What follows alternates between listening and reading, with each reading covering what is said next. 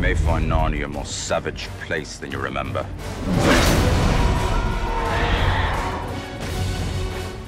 The four Pevensey children return to the magical land of Narnia in Prince Caspian, the follow-up to 2004's The Lion, the Witch, and the Wardrobe. I'm Jeremy Goeckner. And I'm Brandon Davis, and Prince Caspian is one of 3 movies that we will be reviewing tonight. Well, let's get right to it, shall we? Our first movie is Prince Caspian, and it is the second installment of the Chronicles of Narnia book series written by legendary author C.S. Lewis. The movie takes place 1 year after the 4 children have battled the White Witch of Narnia. Through a magical circumstance, the 4 are transported back to the magical land of Narnia. However, things are not quite the same. They're told by a dwarf that it has been some 1,000 years since the children reigned as kings and queens, and things are quite different. The native Narnians are now considered rebels of sorts, and are the enemies of the Telmarines, a group of warrior humans that now claim dominion over the land of Narnia.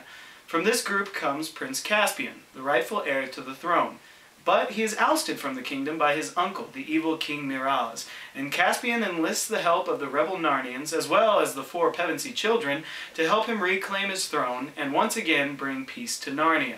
Now this movie is a stark change in pace from 2004's The Lion, Witch, and the Wardrobe. Whereas the first installment was completely based on whimsical characters and magical circumstances, Prince Caspian seems to be completely involved with action and battle sequences, although they are very enthralling at that. I think a lot of people are going to be turned off by the intense action sequences in this movie. But, however, for all of these faults, one thing must be said. The magic of Narnia is still intact in this film. There's a lot to like about this film, although there is a lot not to like as well. But believe me when I tell you that the bad far does not outweigh the good. I gave this a very high recommendation. Brandon, thumbs up for me. Well, you know, I'm going to give this a thumbs up too, but not quite as big of a thumbs up as I did the last movie. I enjoyed this movie a whole lot, but I just didn't walk away with the same feeling of satisfaction I did in terms of the literary merit of this one. I felt the first one really did the book justice.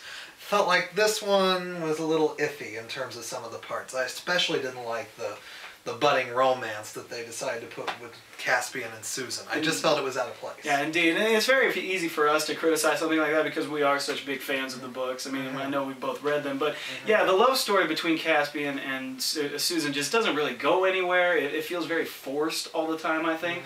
Like, because when I was watching it, casual look here, casual look there. It's like, it doesn't really make sense to me. It doesn't seem like it should be there. But also, I thought in this movie there's a very humanistic tendency, whereas, it obviously is a Christian book. It's a Christian movie, there's a lot of Christian symbolism in it. And I think that they really downplayed that part of this movie for the intense action sequences, which, like I said, are very good. But, I mean, do you think that that was a good move to bring the Christianity down in this movie? Well, I guess for ticket sales it probably was, but in terms of people who are literary purists it wasn't.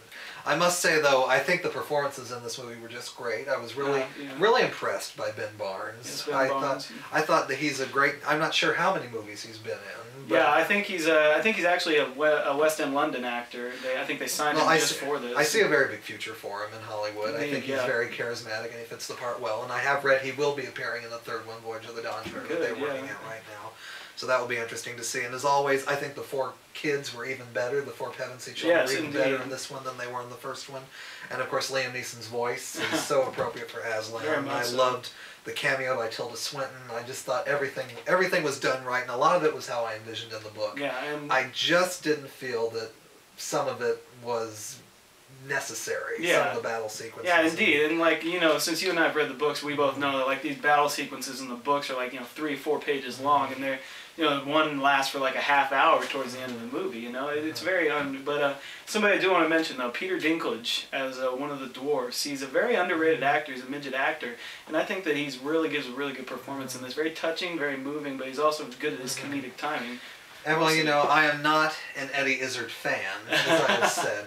Although I have to say, he was one of the best things in this movie. I mean, when you give him a script and you give him something to say, he will blow you away. Indeed. I thought the character of Reba Cheek was one of the best things in the movie. Indeed. Eddie Izzard proving his merit yet again. But well, not necessarily again. Maybe for the first time. Not for Brandon, at least. But yeah, very good movie. We won't argue about that. I thought it was a good movie. It was a very good movie, and it was very magical, although I hope when they make Voyage of the Dawn Treader, they will leave with some of the criticisms that have been made of this movie so far and learn and tweak them a little bit, make Voyage of the Dawn Treader a bit more high in its merit and a little less action-packed. So not as good as it could be, but a good movie. Great movie. All right. All right. Well, our second movie this week, we are going back several decades. It is the 1938 Howard Hawks classic Bringing Up Baby, made by RKO, and it stars two of the most likable and respected actors in film history, Katharine Hepburn and Cary Grant.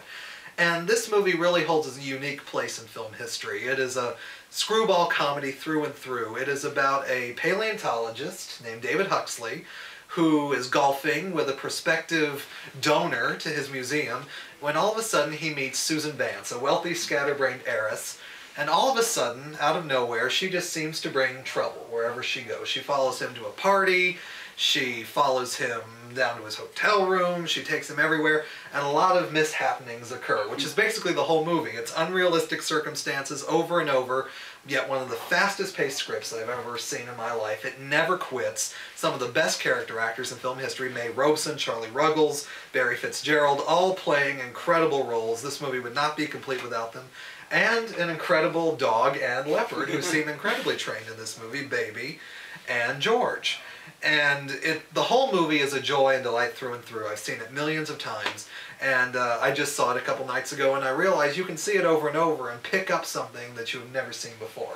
This movie's a delight through and through. It's always been a thumbs up. Indeed, it's a very good movie. It's an old movie. It's black and white. It's got two very good actors at the center of it, and you're right. It's very fast paced, and totally unrealistic, circumstances. Just could not happen this way in the world, like maybe like two of these over a span of a whole lifetime. But Cary Grant, and an uncharacteristic comic performance from him, mostly known for his dramatic work, especially with Hitchcock later in his career.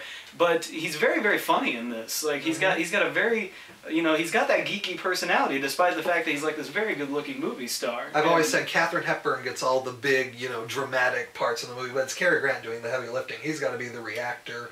He's got to be the person. He's got to be the sane person in the midst of all this insanity, yet slowly he's going insane himself. Indeed, and it's some people I think would get turned off by the fact that as is the case with the older movies, it's all about the acting and the pacing of everything. In this movie, as you said, it just never stops, just line after line. You literally can't laugh for too long or you're going to miss something else incredibly funny. And this movie, actually, it was a box office flop when it first came out in 1938. And just a year after, Katharine Hepburn was put on the box office poison list of movie stars. It was very, in terms of comedy and pacing, it was ahead of its time. And audiences were not used to seeing Katharine Hepburn and Cary Grant in these roles. They thought it was a little too weird. Yet over time, because of film critics and scholars, it has earned its merit, and it's almost always ranked on the list of 100 movies. It will find its way in there. And it's almost always in the top 15 or 20 of the funniest films of all time. So this is a movie that has not lost its luster. It's only gotten better over time. Indeed. And you mentioned in your little synopsis there the leopard and the dog. I mean, Katharine Hepburn actually was in these scenes with this trained leopard, and I was amazed by that, like how well it behaved and how well she acted. Well, she was one of the most courageous actresses in movie history. She would try almost anything. Yeah, indeed she did. And all in all, I thought very, very funny movie. Definitely a classic, especially in the realm of comedy. Definitely deserves to be one of the best of all time, I think. One of my absolute favorites. I cannot say it enough. Yeah, indeed.